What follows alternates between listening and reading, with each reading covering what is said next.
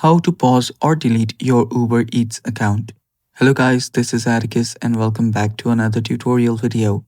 In today's video, I'll teach you guys how you can pause or delete your Uber Eats account.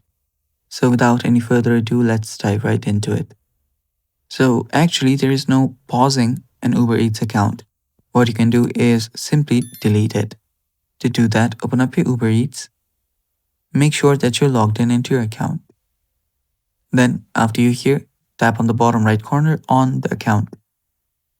Then you can scroll down. There you'll find Manage Uber Account. Tap on it. After you tap on it, on the top you'll find different sections. You'll need to head over to Privacy and Data. There, head over to Privacy Center. After you tap on Privacy Center, if you scroll down, you'll find Account Security and the Account Deletion option. Tap on Account Deletion and then tap on Confirm. After you verify your identity, you will then need to confirm the account deletion and the account will be deleted. And it's that simple. Thanks for watching. Stay tuned for more and bye-bye. Take care.